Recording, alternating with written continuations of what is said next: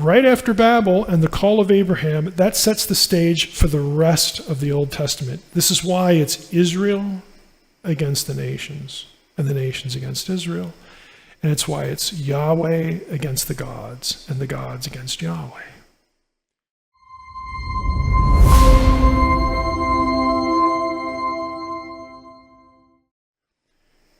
We've had a fall in Genesis 3.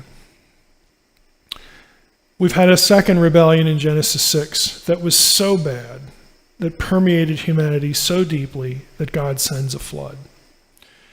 After the flood, Noah and his sons emerge from the ark, and God says to them, okay, we're going to try again. God repeats the original Edenic mandate to go forth, be fruitful and multiply, fill the earth. There's a reference in Genesis 9 to humanity still bearing the image of God. You're still my imagers. I want you to go out and do the original job of Eden. We're going to start over again. So do that. Spread out, populate, and spread my goodness, the knowledge of me throughout the world, and this is what I want done. So what do? They congregate at Babel. And at this point, God has had enough.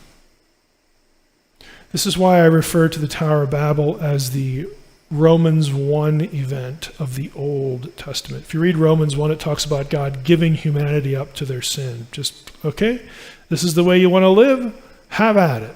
We'll see how that goes. God has had enough at Babel. He divorces humanity. He disinherits them from being in his family. He cuts them off. He abandons them. He's angry. Now, we know it's not permanent because what he does next tells us that. God divorces humanity and says, okay, you don't want me to be your God. I'm still interested in you because you are my imagers. So I'm going to allot you. This is the language of Deuteronomy 4. Let's just go to Deuteronomy 4. This is the parallel to Deuteronomy 32, 8 and 9, Deuteronomy 4, 19, 20, where Moses is warning the people against worshiping the sun, moon, and stars, the host of heaven. Don't bow down unto them and serve them, things that the Lord your God has allotted to all the peoples under the whole heaven. But the Lord has taken you and brought you out of the iron furnace, out of Egypt, to be a people of his own inheritance, as you are this day. You see the similarity in the language, the words for allotment, the words for inheritance. Okay, you go to Deuteronomy 17. We find out that this host of heaven they're actually gods. They're actually Elohim. Again, people are getting blamed. They've gone and served other gods and worshiped them, the sun, moon, or any of the host of heaven, which I have forbidden. They've served other, right here, let's open up our interlinear, other Elohim. It's not just astral stuff. Okay, this is the way other gods are described. You go to Deuteronomy 29. Again, this is all in Deuteronomy. Deuteronomy is actually good for something. It's good for a lot, but here we go. So this is talking about, hey, if Israel ever gets kicked out of the land, people are going to say, what happened? Verse 24, all the nations will say, why has the Lord done thus to his land? What caused the heat of his great anger? Why is he so mad? Then the people will say, it is because they abandoned the covenant of the Lord, the God of their fathers, which he made with them when he brought them out of the land of Egypt. And they went and served other gods and worshipped them, gods whom they had not known and whom he had not allotted to them. Okay, this is a whole system of theology. What happens at Babel is God says, look, I'm done. I am done with you people. But you're still my imagers, and so I'm going to assign you to lesser Elohim of my counsel, and I'm going to assign them to you. Deuteronomy 4, Deuteronomy 32, it's two sides of the same coin. And what I want is they're going to be sort of placeholders. I want them to rule you, nations, even though it's not going to be me. I'm out of the picture here. You're getting stepdads now, stepgods. But I still want you people to be ruled according to my good character, my justice, my righteousness.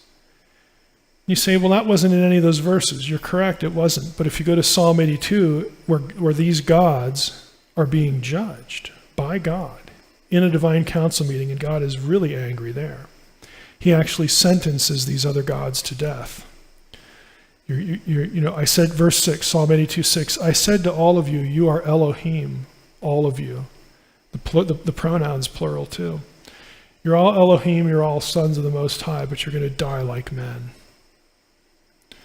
Why are they being judged? Verses 2 through 5.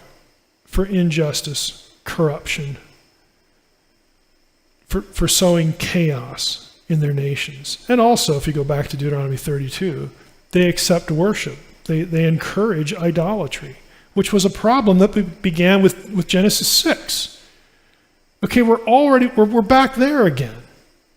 So they do a miserable job, and this is a judgment. This is a judgment against the world, against humanity. God, wants these people still governed well, because when he calls Abraham and makes Israel his own inheritance, when he makes a covenant with Abraham in Genesis 12, what does he say to Abraham? It's through your seed that all of these nations are ultimately going to be blessed. God still has the nations on his brain, as it were. But right now, his relationship is with Israel. It will be through Israel that the Messiah is raised up, that will bring all of this full circle and bring the nations back into the fold. This is why we have Paul. Okay, this is why we have an apostle to the Gentiles. Now, if you were a member of one of these other nations, you could join Israel in the Old Testament. Rahab did it. Okay, we had others that joined the nation. They forsook other gods and came into the fold. But it didn't happen en masse. They were mired in idolatry and wickedness. So Israel, this is why Israel has to be set off and set apart. They are to be a conduit of blessing and an example of blessing to the other nations, so that the lights would go on and they would say, man, what makes these people so different? They're prosperous, they're happy, they got some strange beliefs like they don't have idols and they pray to some invisible God, but what's up with that? And it was a means by which to have those conversations and bring people back into the fold. Now, ultimately, what's going to accelerate that is the coming of the Messiah, God as man. But in the Old Testament, what this does is creates a worldview circumstance, and this is it. Right after Babel and the call of Abraham, that sets the stage for the rest of the Old Testament. This is why it's Israel against the nations, and the nations against Israel. And it's why it's Yahweh against the gods, and the gods against Yahweh.